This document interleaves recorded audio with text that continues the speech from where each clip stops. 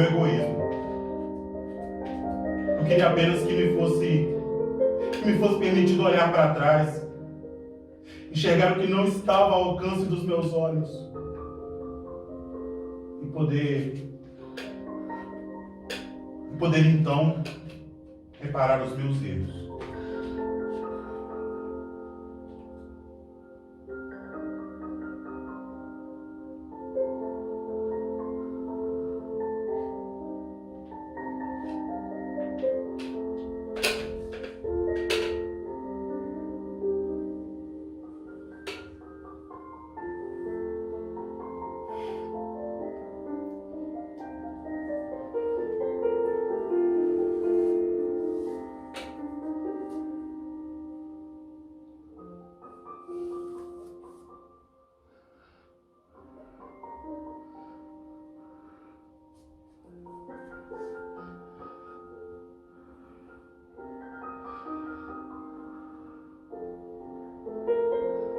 Quantas vezes eu subi no 15º andar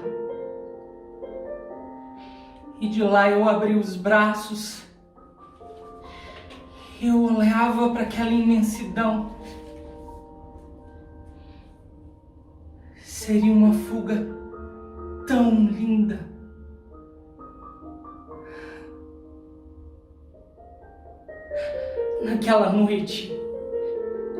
Naquela noite, eu nunca tive tanta vontade. Era aniversário de Otávio. A família toda reunida em volta da mesa. A minha avó, os meus pais.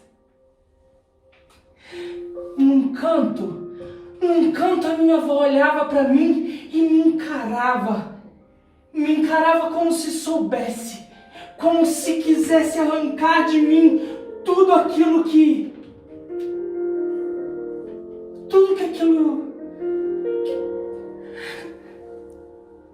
todos já sabiam.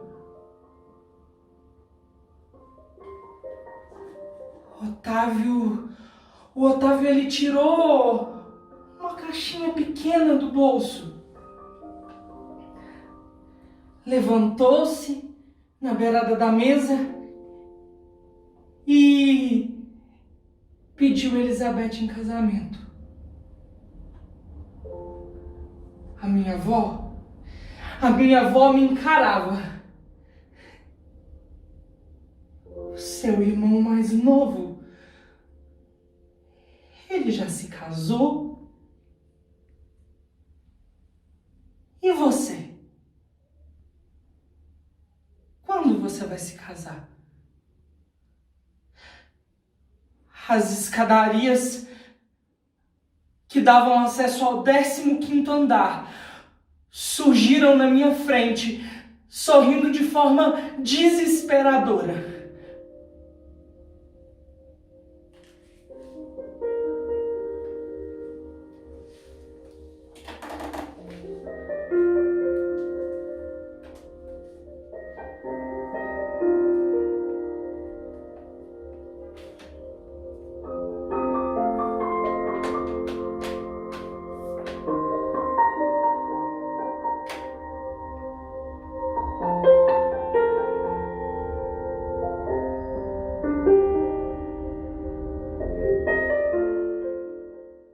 Nunca me incomodou o jeito reservado que ele tinha. Não foram poucas as vezes que eu e os outros irmãos dele sentávamos em frente à TV para assistirmos a partidas de futebol. Mas ele não compartilhava desses momentos com a gente. Todas as vezes que saíamos ou viajávamos, ele dizia que estava cansado ou não queria participar. Eu achava que aquilo era algo normal para um menino da idade dele. Eu e os irmãos nos divertíamos a noite toda. A escola foi sempre um grande problema. E foi lá que eu comecei a sentir tudo que depois ia ser tão difícil na minha vida. Os coleguinhas, eles me humilhavam. Me chamavam de coisas que até hoje eu recordo. Ficam entranhadas aqui na minha cabeça. E na minha casa eu via a figura dos meus coleguinhas no meu pai. Homem não chora, menino! Virou mulherzinha agora? E foi aí então que eu comecei a me aproximar da minha mãe. Nela eu conseguia me enxergar. Eu encontrava apoio, carinho. E foi ali que eu comecei a me fechar. Cada dia mais. E a impedir tudo o que pudesse me deixar vulnerável. Eu me tranquei, me fechei.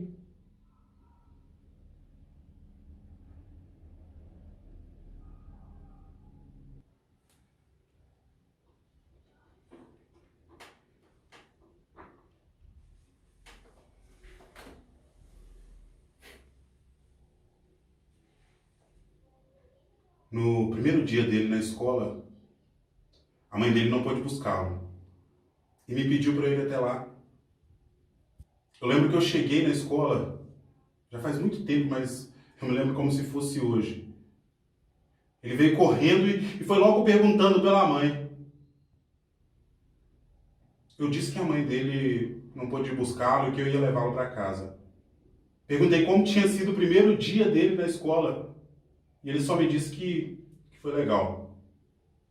Passou o resto do trajeto em silêncio. Quando chegou em casa e viu a mãe, foi logo correndo, abraçou a mãe e contou com todo entusiasmo como tinha sido o primeiro dia dele na escola.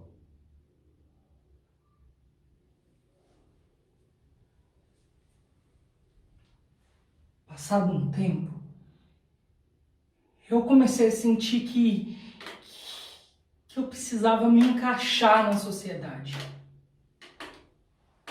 E foi aí que eu conheci a Cristina. Ela era uma moça linda. E nós namoramos. Inclusive, a gente noivou.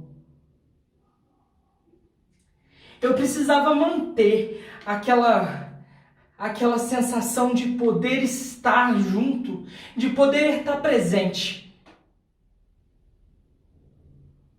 Mas aquilo me consumia. Aquilo acabava comigo de uma forma que um dia, a caminho da casa de campo dos pais de Cristina, eu não aguentei. Eu comecei a chorar. A Cristina, ela parou o carro e eu contei tudo para ela. Era um misto de alegria e de medo, de angústia e de possibilidade. E apesar do medo, apesar da angústia, eu estava feliz. Eu estava aliviado. Eu não estava enganando nem a Cristina, nem eu próprio. Cristina me deixou um restaurante perto da estrada e eu olhei para o horizonte E eu consigo definir aquele momento. As escadarias que davam acesso ao 15º andar, elas perdiam as cores.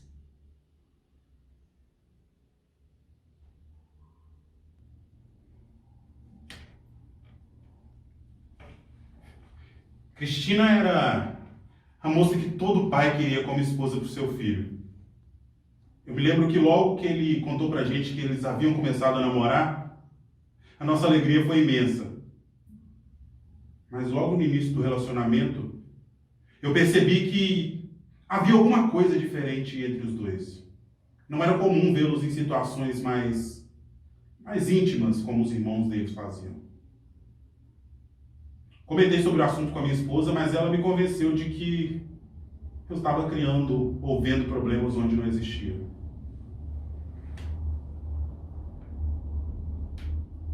Fazia uns 23 dias, mais ou menos, que eu tinha terminado com a Cristina. Eu decidi viajar e quando eu voltei para casa, eu vi pela primeira vez. Eu tentei não olhar pela segunda vez, mas foi impossível. Ele sentou do meu lado e me olhou com aqueles olhos grandes. Os pensamentos fluíram. Desculpe-me, foi a primeira palavra que eu pronunciei para ele. Lembro-me perfeitamente daquele dia. Eu estava no aeroporto Eurico Salles, no Espírito Santo.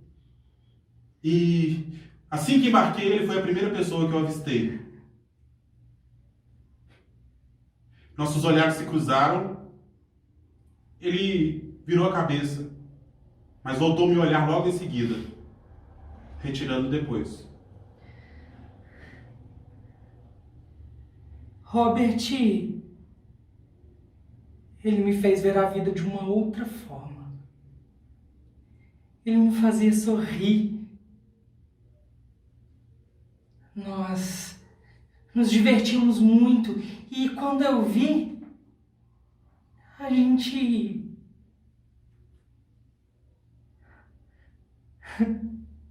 aconteceu o primeiro beijo. E eu não conseguia sentir nada porque era uma sensação de que eu tinha beijado um homem e eu não sentia nenhum remorso. Pelo contrário.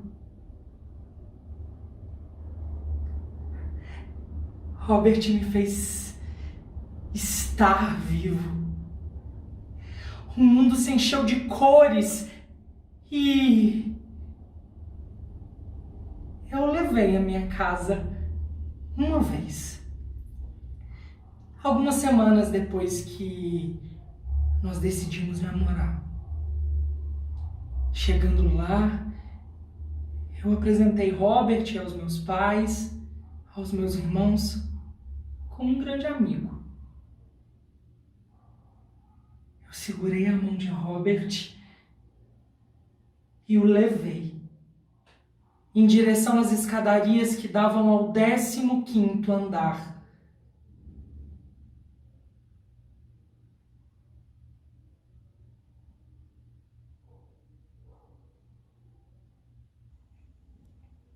A primeira vez que Robert vai à nossa casa era uma terça-feira.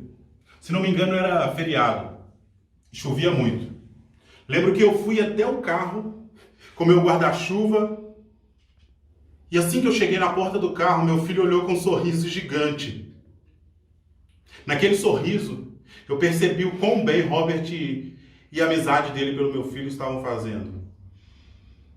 Aquele sorriso também me fez perceber que Meu filho estava feliz como nunca havia estado antes. A partir daquele momento, Robert passou a ser como um filho para mim. A recepção pelo restante da família foi idêntica. Em pouco tempo ele já fazia parte dela. Eu percebi também que a amizade de Robert com meu filho fez com que ele ficasse mais participativo, um jovem mais alegre e até saía mais à noite, coisas que ele raramente fazia. Depois de 2 anos, eu decidi enfrentar os meus algozes. Liguei para a família, marquei uma reunião e aquela manhã estavam lá, todos. O meu irmão foi o último a chegar. Assim que ele chegou, eu não esperei muito. Eu decidi me livrar logo daquilo. Para ser um homem íntegro, é preciso ter caráter. E eu tenho orgulho em dizer que o meu amor por Robert não me faz ser menos.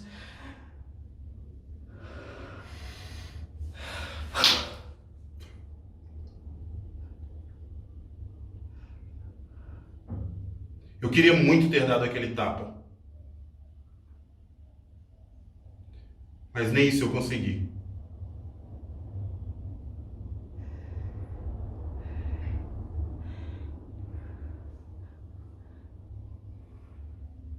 Todos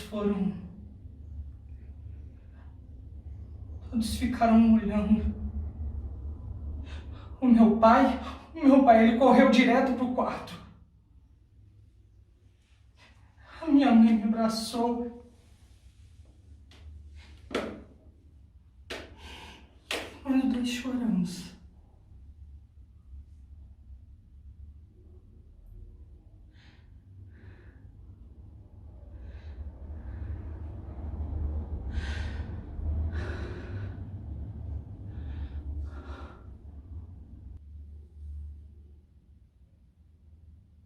Acho que nem a morte da minha mãe me chocou tanto como a notícia que ele deu pra gente. Será que em nenhum momento ele pensou na família dele? Será que ele nunca pensou nos pais dele? Com a reputação que eu tinha a zelar? Como que eu vou chegar para os meus amigos? Como que eu ia chegar para os meus amigos e dizer que eu tinha um filho que era gay?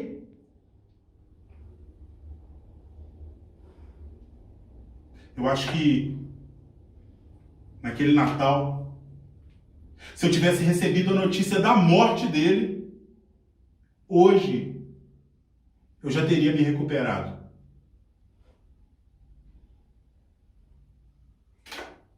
Naquele Natal, eu não queria ir.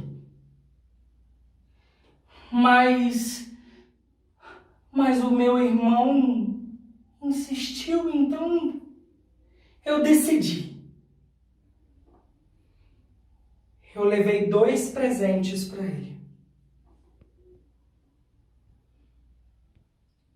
Ele não desceu do quarto.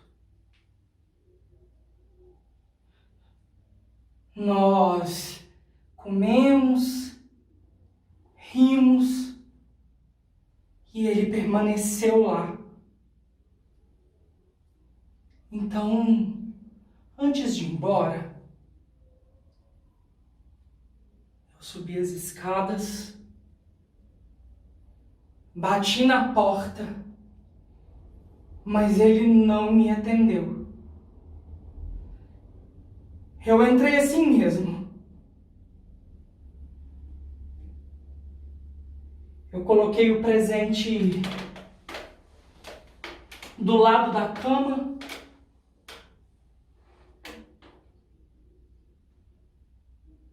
Saí. Aquele presente era um carrinho que ele tinha me dado quando eu tinha 4 anos.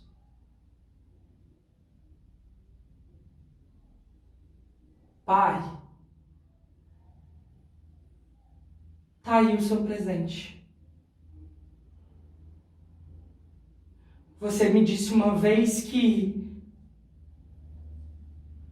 quando a gente deixa de gostar de alguém, não há por que manter qualquer recordação. Eu fechei a porta do quarto e fui embora. Já em casa, eu e Robert começamos a ver fotografias. Eram fotografias da minha vida. Fotografias que me traziam coisas boas e ruins. E eu decidi fazer aquilo como se fosse uma coisa que me possibilitasse me lavar. E eu comecei a rasgar as fotografias e quanto mais eu rasgava as fotografias, mais eu me livrava daquele sentimento que me incomodava. No meio daquele processo, Robert, ele recebeu uma ligação. Era o patrão dele, dizendo que na manhã seguinte ele precisaria fazer uma viagem repentina e só ele que poderia ir. Então, quando o Robert voltou, nós continuamos mexendo nas coisas e eu me sentia bem em rasgar aquelas lembranças. Nos divertimos muito. Naquela noite, eu tive um sonho muito ruim. Eu sonhei que as fotografias, elas caíam do céu e elas se rasgavam. E eu acordei muito assustado. Eu olhei para Robert. Robert era uma fotografia viva, colorida. Eu adormeci. O despertador tocou, eram 7 horas da manhã. Eu peguei Robert e o levei ao aeroporto. E me despedi. Robert me estendeu a mão, olhou para mim e me sorriu. O sorriso mais bonito que eu já vi. Eu não voltei para casa. Eu decidi passar no mar, olhar as ondas. Quando eu cheguei em casa, a Maria, que me ajuda, ela disse: "Você viu o que aconteceu?" E eu disse não. E ela foi logo pegando o controle da TV, ligando a TV. Estava lá.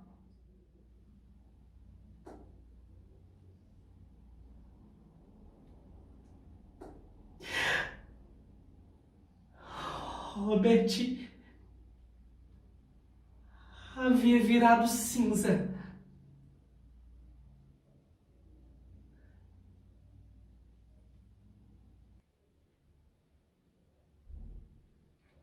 Naquele Natal, quando ele entrou no meu quarto, confesso que o meu coração disparou. Pensei que ele fosse me pedir perdão, me dar um abraço, quem sabe. Mas eu percebi que o amor que ele tinha por mim já não era mais o mesmo. Isso ficou claro quando ele devolveu um presente que eu havia lhe dado num momento importante da infância dele. Aquele carrinho representava algo forte entre nós dois. Quando eu fiquei sabendo da morte de Robert, fiquei feliz por um tempo. Pensei que ele fosse me dizer que estava arrependido, que aquilo não passava de uma confusão da cabeça dele. Mas não foi o que aconteceu. Ele não demonstrava nenhum tipo de carinho. Depois disso, a mãe dele começou a visitá-lo frequentemente. E eu fui junto com ela em uma dessas oportunidades. Achei que ele me receberia de braços abertos, que a gente poderia de alguma forma reatar aquele sentimento que havia sido perdido. Mas ele simplesmente não demonstrava nenhum sentimento. Foi a partir daí que eu comecei a ver as coisas de forma invertida. Já tinha 1 ano que o Robert tinha partido. A angústia ainda estava aqui dentro de uma forma indescritível. Foi então que nós nos vimos obrigados a estar dentro de casa, trancados. E aquela sensação de estar sozinho ali me traziam imagens na cabeça. Uma angústia ainda maior. Uma solidão. A falta. Um dia eu decidi sair. Caminhar um pouco pela praia. Lá eu me esbarrei em algumas pessoas, conversei com alguns amigos que passavam pelo calçadão. E voltei para casa. Na minha imensa solidão. Não se passaram uns 6, 7 dias. Então eu comecei a me sentir mal. E aquilo parecia que acabava comigo por dentro. Então eu fui correndo para o hospital.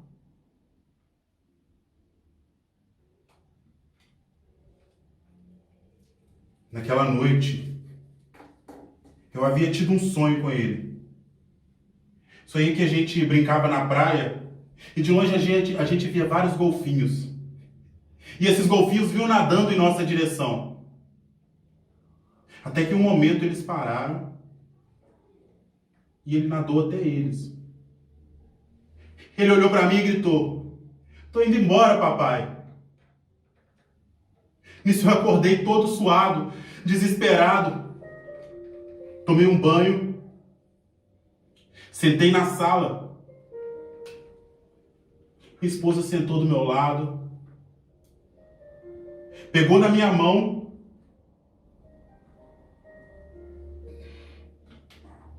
e disse que nosso filho teve que ser entubado.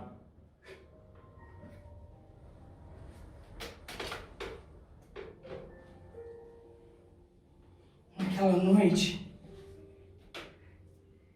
eu só queria o abraço dele.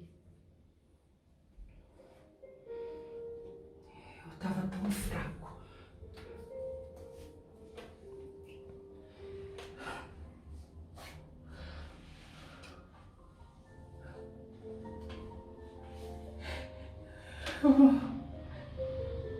Minha mãe ligou. Ela disse que ele estava triste, que ele chorava o tempo todo.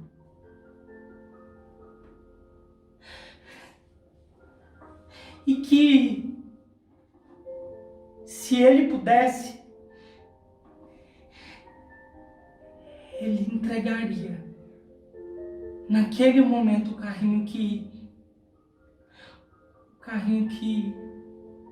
eu havia devolvido.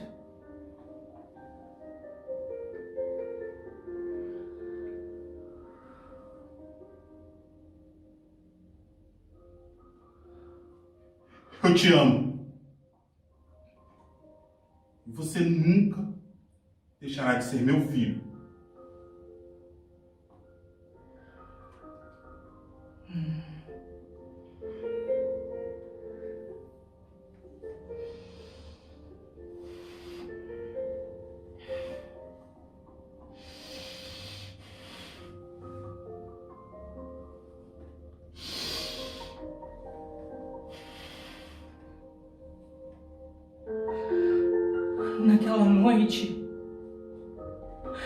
Naquela noite eu sonhei com ele.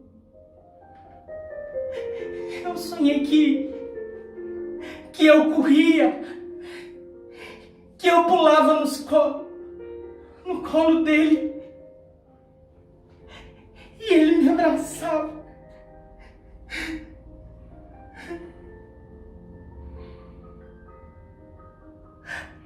Pai,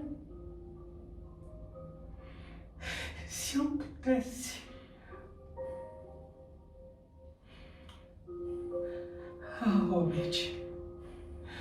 Robert, de todos os amores que eu tive, você foi sem dúvidas um dos amores que mais me trouxe vida.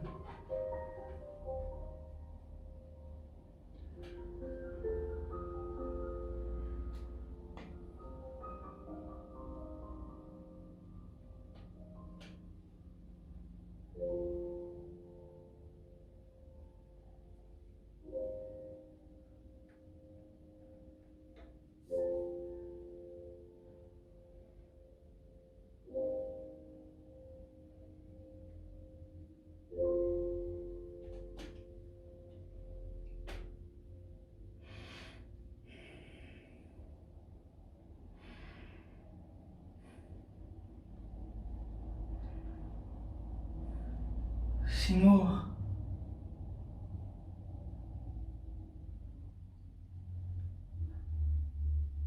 a gente precisa levar.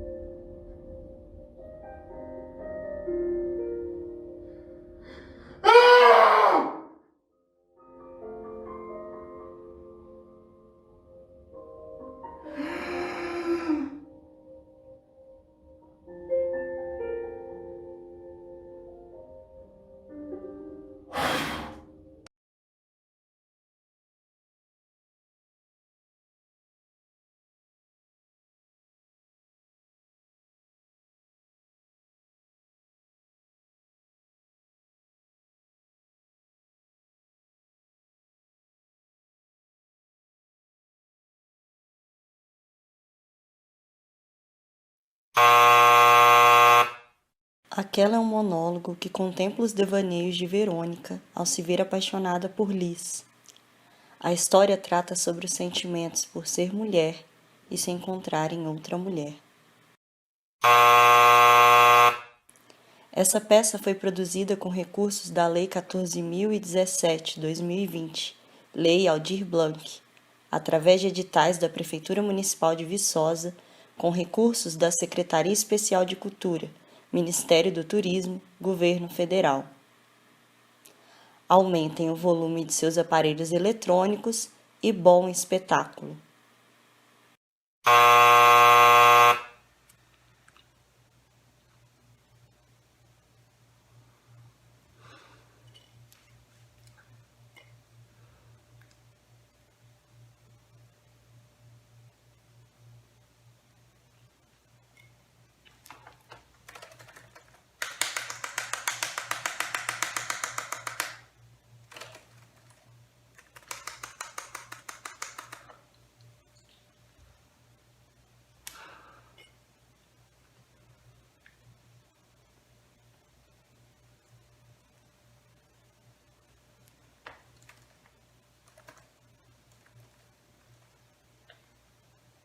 Não, espera, volta.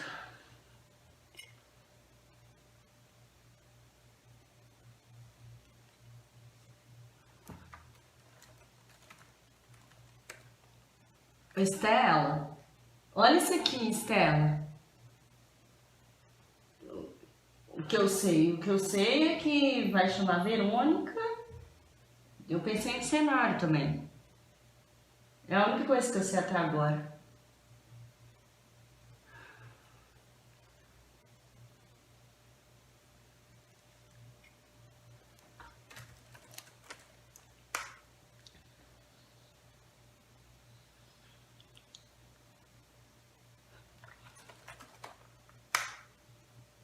Eu precisei sentar para escrever uma peça para descobrir que eu não sei escrever peça. Não sei.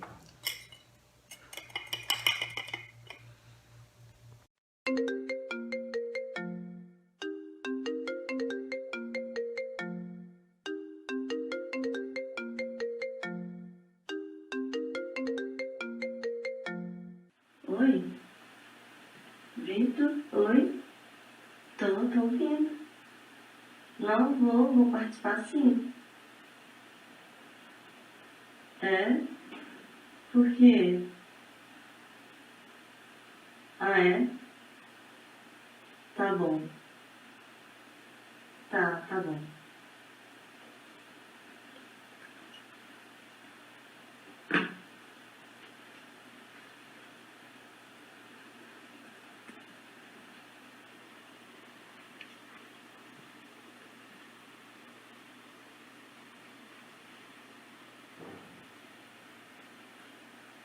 Viciador é de saudade,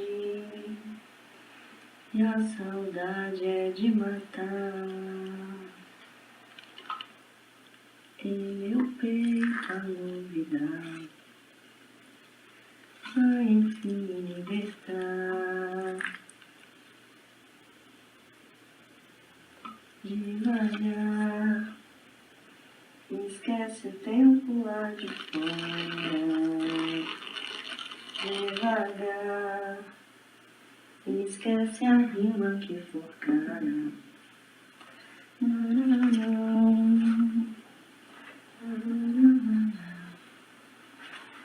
Com minha dor não se brinca, já disse que não. Com minha dor não se brinca, já disse que não.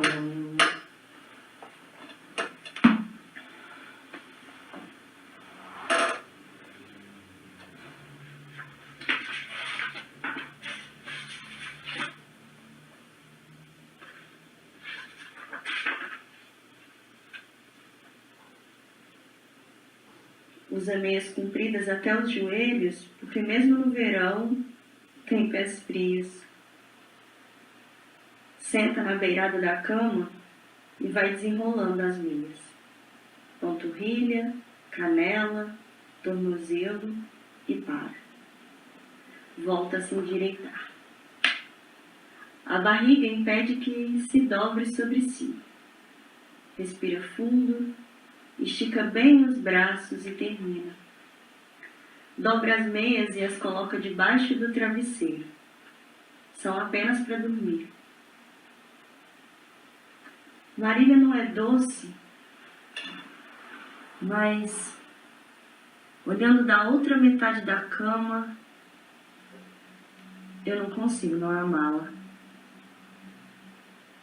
Lá vai Marília até a cozinha e eu já imagino que em pouco tempo eu vou ser acordada pelo barulho de metais batendo. Gavetas sendo empurradas ou por um assovio de canção velha que já não sabemos a letra. Eu viro para o lado da janela, ainda com as frestas escuras, porque é muito, muito cedo. Fecho os olhos e sorrio. Os ruídos começam. Ela não faz por mal. Só não tem silêncio nas mãos. A porta bate e do fundo do nosso espaço eu começo a ouvir a melodia. Sempre a mesma. E eu me pergunto, que música é essa? Eu acho que é a nossa. Agora eu sei que em breve eu terei que fingir um sono profundo, porque ela vai voltar para a cama com cafés e pães, e se ela achou tempo, uma flor desenhada no guardanapo. Marília gosta de carrinhos de controle remoto, prendedores de roupas, saias com bolsos e plantas. Nunca vai arrancar uma flor. E por isso, desenha. A porta abre. Marília senta na cama sem a bandeja. Ela toca minha perna e eu finjo despertar. As frestas das janelas já iluminadas recriam seus contornos. Eu pego a sua mão inquieta e antes de abrir os olhos eu percebo que não vai bem. Pergunto o que ela tem. Ela me diz que está esquecida. Eu replico que estamos. Ela me olha triste e diz que fez o café sem o pó e queimou os pães na torradeira.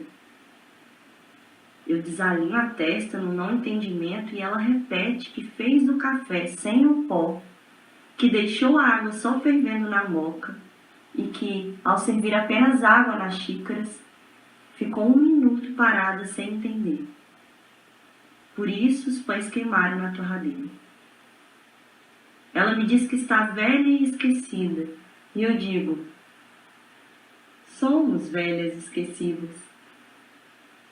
Olho para os cabelos dela, agora sobre o meu ventre. Ela deita de lado e pede para que eu lhe cubra com os pés. Apenas os pés. Pede também que eu abra a janela. Eu estico minhas costas e braços até a cordinha da persiana e a luz nos revela. Minhas mãos manchadas sobre os cabelos brancos dela. Há quantos anos, Marília? Há quanto tempo esse ritual das manhãs de domingo? Eu penso, mas não digo nada. Parece que Marília chora. Se chora, não é para fora. Ela me diz que vai fazer o nosso café. Levanta e sai. Sem flor dessa vez eu percebo. Não tenho coragem de perguntar. Tomo café em golinhos para não queimar meus lábios ressequidos. Como pão em pedacinhos para não engasgar com o farelo mais duro. Marília come também, mas olha o tempo todo para baixo. Parece que tem um acanhamento novo entre a gente. Termino. Olho mais uma vez pela janela. O dia está bom. Quero caminhar no pátio. Marília levanta, pega o andador e põe ao lado da cama. Ela sabe que eu quero levantar sozinha e levanto. O lance de escadas, apesar de pequeno, ainda me causa problemas. Mas não quero um elevador na casa e não vou tolerar descer uma rampa de cadeira de rodas. Marília abre a porta e saímos para amanhã. O dia está mais fresco do que eu imaginava. Ela pega uma manta de tricô que temos desde não sei quando e põe sobre as minhas costas. Ela aperta meus ombros com muita força, porque mesmo depois de todos esses anos, não descobriu a medida certa do carinho. Eu gosto, porque entendo que naquele ato, naquela força, está o nosso carinho. E ficamos ali, atrás do muro que esconde o nosso pátio da rua e que esconde a nossa vida das pessoas. Ali naquela casa, moram 2 velhas. Moram ali faz anos essas 2 velhas. Acho que essas velhas têm alguma coisa. Moram juntas faz anos, ali na casa das velhas estranhas. 2 velhas estranhas, Marília e eu. Enquanto eu penso, o sol ultrapassa a laranjeira e começa a esquentar minha cabeça. Eu levanto. Eu não sei o que aconteceu com as minhas pernas. Elas perderam a força de um dia para o outro. Fui a médicos, mágicos, benzedeiras, mas elas não voltaram. Justo eu, que gostava tanto de andar, de sair pela vizinhança, de fazer caminhadas no mato, de subir morro, descer cascata, justo eu, quase não consigo atravessar o pátio da minha própria casa. Sento ali na grama mesmo, a 5 passos da cadeira onde eu estava, porque o equilíbrio está difícil já. Olho para trás e não vejo Marília. Não consigo me levantar. Começo a ficar angustiada. Mas logo ela aparece por trás da pilastra e grita para mim se está tudo bem, se caí, se estou machucada, e corre sem jeito para me ajudar. Mas eu a tranquilizo antes de chegar. Digo que estou bem e a convido para sentar ali no chão comigo. Ela reclama da umidade da grama, mas senta. Ela diz que é capaz de eu pegar uma gripe, mas fica. Ela dá um tapa na minha perna e eu sei que ela quer dizer que me ama e que sente muito. Eu sorrio e digo que quero entrar, mas não quero. Entro porque sei que ela quer. Marília gosta de rotinas. Aos domingos ela levanta cedo, faz o café, depois ficamos um pouco na varanda, ou se tem sol, no pátio. Depois ela gosta de entrar e ler o jornal. Eu costumava caminhar. Agora eu também leio o jornal. Depois comemos, depois dormimos um pouco, assistimos televisão, comemos de novo. Nos olhamos por um longo tempo antes de ir para a cama. Nos olhamos para tentar entender como foi que chegamos ali. Nunca entendemos. Sempre entendemos. Somos muito quietas. Sempre fomos do silêncio. Agora ela me ajuda a tomar banho. Lava minhas costas com as mãos desajeitadas. Parece que ainda tem vergonha dos nossos corpos. Ou é mesmo esse acanhamento novo tão velho. Passa shampoo na minha cabeça 3 vezes e eu sinto que tem algo errado, mas não digo nada. Eu tenho medo. É justo que eu tenha medo, mas não é justo que eu mostre isso para ela. Marília é medrosa. Parece dura, mas morre de medo. Eu morro de medo, ainda e de novo, e todos os dias rezo para que morramos juntas, porque eu não vou suportar ficar sozinha, nem ela. Eu pensei em cuidar disso eu mesma. Pensei em fazer com calma, pensei em deitar com Marília de meias e no chá misturar uma dose que nos tranquilize e, com sorte, não mais acordaremos. Eu pensei só, mas eu não tenho coragem. Então eu rezo. Eu rezo para que sejamos juntas, tão juntas como sempre fomos, agora e na hora da morte. No domingo seguinte, Marília acorda e me acorda com cheiros de café, gavetas sendo empurradas e a nossa melodia sem palavras.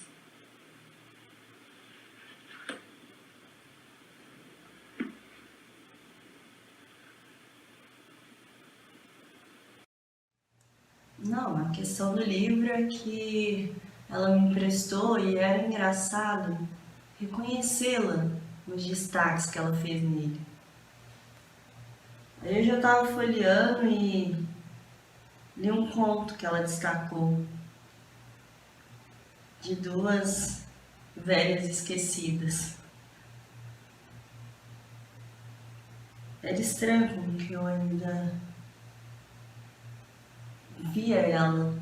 É estranho como eu ainda penso nela. Sinto saudade dela, da voz dela, lendo. E eu acho muito curioso que no início eu realmente pensava que era porque eu admirava ela, porque eu gostava de estar perto dela. Foi depois que eu fui dando significado a tudo. Cabelo castanho, curto, o olhar forte, profundo, sabe? Como se ora gostando mais, ora gostando menos, acabou por ver na vida. Eu acho engraçado que na semana que eu a conheci, eu fiquei ansiosa para a nossa sessão.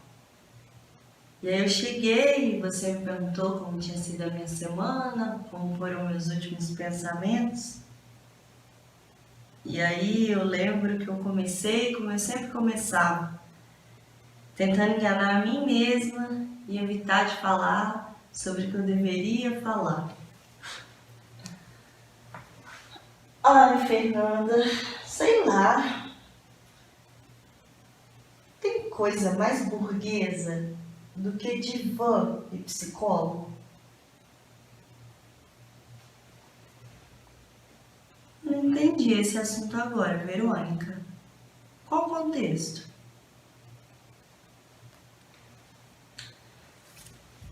Como é que pode, Fernanda? É que rolou um beijo. Eu fui na casa dela porque de tempos em tempos a gente tem que levar um livro indicado pela gente para o clube de leitura, né? E aí realmente era minha vez e eu não tinha assim a menor ideia do que levar. E como a gente sempre conversa, ela acabou se oferecendo para me ajudar. E aí eu fui tomar um café na casa dela. E aí, café, papo, beijo. Eu não deveria te perguntar isso. Eu não deveria te perguntar isso. Mas, Fernanda, você já beijou uma mulher, Fernanda? Se você não beijou, você não compreenderia o que eu tô dizendo.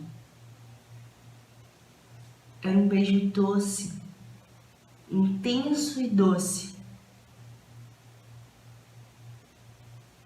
Não, eu não sei se era intenso e doce porque era de mulher ou se é porque era dela e eu gosto dela. Não sei. Sabe o que eu fico pensando? Você falando com as pessoas que tem uma paciente que te perguntou se você já tinha beijado mulher e se sabe como beijar mulher intenso e doce. Outros pacientes te perguntam essas coisas, Fernanda. Verônica, vamos ao que é importante. Você ter beijado uma mulher, ter gostado mais do que planejava ou imaginava e isso te incomodar tanto. E não, eu não falo com as pessoas sobre os meus pacientes. Sabe que às vezes eu fico lembrando das nossas sessões e eu fico me achando tão boba. Eu não respondi sobre esse assunto, mas eu saí pensando sobre por que eu me incomodava com aquilo. Acho que é porque eu nunca tinha me apaixonado por uma mulher e era a primeira vez que eu me via apaixonada por uma mulher e eu não sabia o que fazer. Eu estava mesmo apaixonada por ela ou era consequência das coisas que líamos nos livros do clube de leitura? E aí você me perguntou se aquela resposta era mesmo importante e me ajudou a entender que talvez eu estivesse com dificuldade de me permitir alguns sentimentos por me forçar a caber em uma caixinha heterossexual. Caixinha heterossexual. Toda vez que eu lembro dela, essa cena que me vem em mente. Sabe quando você vive alguns poemas, só que na vida real, Fernanda? Às vezes pode ser um pouco exagerada a minha forma de ver as coisas, né? Eu acho que eu tenho isso um pouco desde pequena. Mas eu lembro, eu deitada no chão, olhando para o livro que ela segurava. Eu acho que foi ali, exatamente ali, que eu percebi o tamanho do meu sentimento por ela. Ali eu me vi apaixonada. Eu acho engraçado que tenha sido tão difícil para eu entender que essa era a melhor palavra para definir o que eu sentia por ela.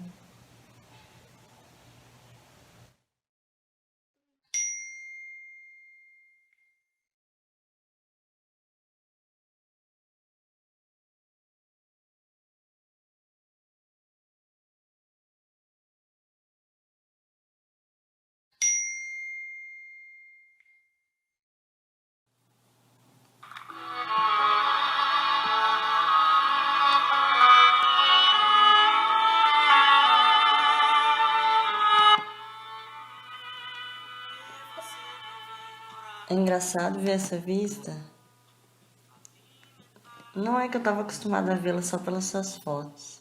Aí é um pouco estranho. É o café de sempre, né? Mas diferente. Acho que é porque a gente nunca se encontrou fora dos dias do clube.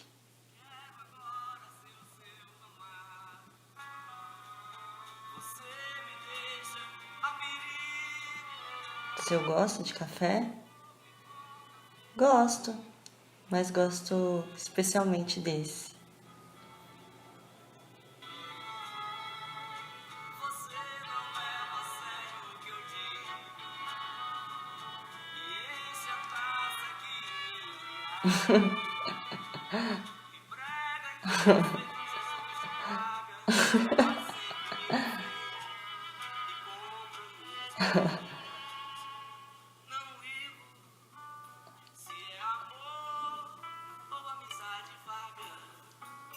Dizem que o amor a amizade estraga, e esta a este tira-lhe o vigor.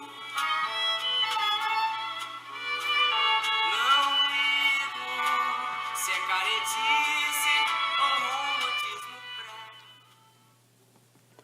Eu vi um pássaro. Ele veio buscar a fruta. Era daquelas frutas que gostamos de comer. O pássaro era amarelo, com pequenos rajados de laranja. Eu não me lembro muito bem do bico, mas era afiado o suficiente para romper a fruta e saciar-se. Depois ele voou e eu fiquei pensando sobre como a natureza era cíclica e bonita. Era só a necessidade do alimento que trazia o recomeço. As novas vidas, as novas árvores, as novas frutas, que agora nasceriam das sementes que não serviram para alimentar os pássaros. Não que a escrita em si me prenda a esse trecho, mas o que ele traz. Eu fiquei pensando sobre a infinitude desse movimento. Se é amor ou amizade vaga, dizem que o amor a amizade estraga, e esta a esse tira-lhe o vigor. Eu fiz esse, olha. Deitei no sofá, ouvindo um podcast sobre obituários e pensei na vida. Eu não pensei na morte. Eu olhei para cima e vi que uma plantinha de pendurada no teto em uma macramê era bonita vista desse ângulo. Pensei como seria bonito se eu pudesse fotografar a vida a partir dos meus olhos. Lembrei da cena que eu vi ontem antes de dormir. Seu rosto, seu peito, sua perna. A luz da luminária ao lado da cama que dava um tom âmbar para tudo. Quis uma foto disso também. Se meus olhos tirassem fotos, com certeza meu obituário viria com um anexo extenso. Um dia em mim essa aflição sossega, more comigo e traga o seu amor.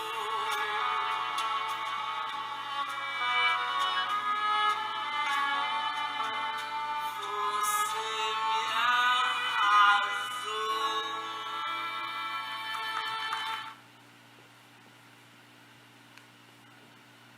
O porquê? O que a gente tem? Eu não sei.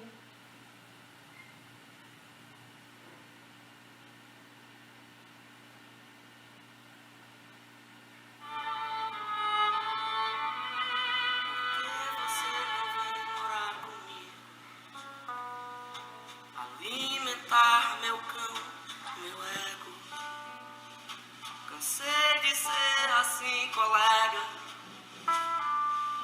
Não sei, mas ser só seu amigo. Eu quero agora ser o seu amado. Você me deixa a perigo. O amor me corta feito adaga, mas vem você e afaga um afeto tão antigo. Você não leva a sério o que eu digo e enche a taça que me embriaga, me brega em cruz. Se eu quero algo além do que a gente tem, Eu não sei. Se é amor ou amizade vaga, dizem que o amor a amizade estraga, e esta a esse tira-lhe o vigor. Não ligo se é caretice ou romantismo prega, um dia em mim essa aflição sossega. More comigo e traga o seu amor. Adoro o jeito que você me pega, me chama de meu nego, minha nega. E quando me abraça eu me entrego, vem você e diz, cuidado com esse apego. Amigos falam que esse mico eu pago, pois mudo logo quando você chega e acende a luz, mas... Verônica, você tem sido especial para mim. Mas é que eu já não sei se eu estou disposta a estar com quem está em outra parte do caminho. O cartão é só para dizer que foi importante, mas que eu quero muito que você se cuide dessa ideia de achar que está errada por gostar de mim, de gostar da gente. Nos encontramos no clube e quem sabe outras vezes, quando você estiver melhor, ok? O mais estranho quando eu recebi aquele cartão é que a minha sensação foi de alívio e tristeza. Eu senti alívio por não ter que encarar aquela relação.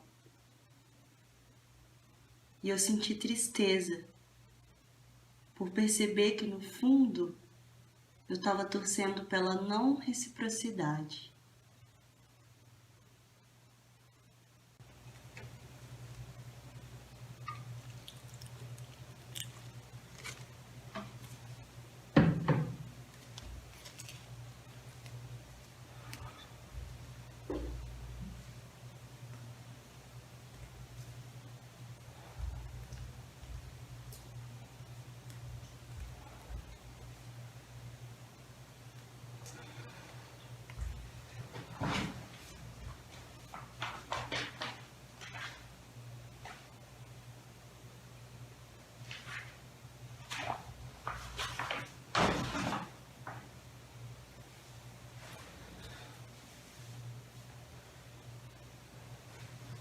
Não, eu continuo no clube. A gente é que já não se fala mais. Eu não sei se isso é importante para o tratamento, mas esses dias eu até escrevi um texto. Eu escrevo texto de vez em quando, né? Texto, poema. Eu poderia falar das casas e das pessoas que não têm casas. Eu poderia falar da comida e das pessoas que têm fome. A desigualdade me dói mais que o amor, mas dessa vez eu vim falar de amor. Não precisa ler o texto. A gente paga uma fortuna em 1 hora de atenção e a gente não pode escolher se pode ler ou não o texto. Verônica, o importante aqui é você falar sobre o que você está sentindo com as suas próprias palavras. Não precisa ficar lendo texto.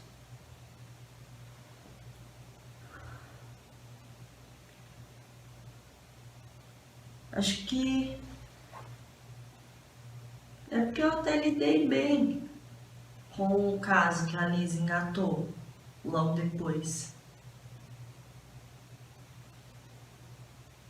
Como que pode ela não estar com alguém me incomodar mais do que quando ela estava?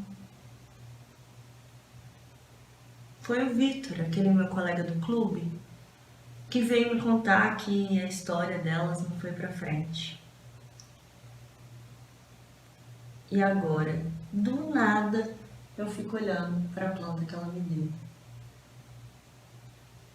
Eu comentei, né, da planta que ela me deu. E tá lá a plantinha, a maldita da plantinha, firme, grande e forte, acredita? É meio óbvio isso, Verônica.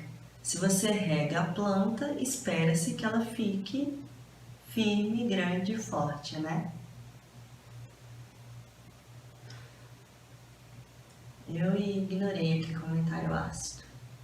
Tem plantinha que você rega e não fica firme, grande e forte, tem?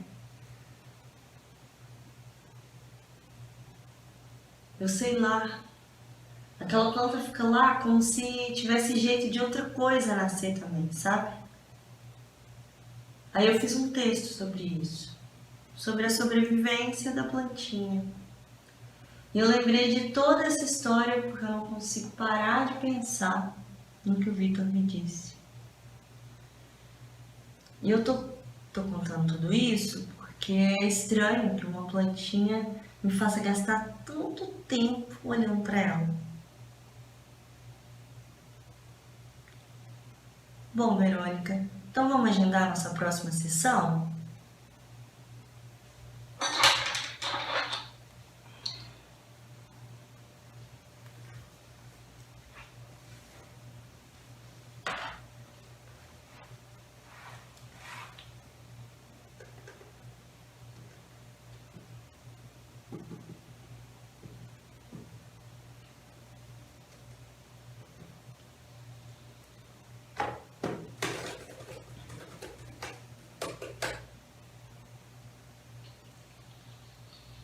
Ah, Estela, eu não sei não. Eu não sei se isso dá um roteiro de peça não, viu? É. Mas, se a crítica do clube de leitura leu e gostou, achou um bom começo, eu vou enviar.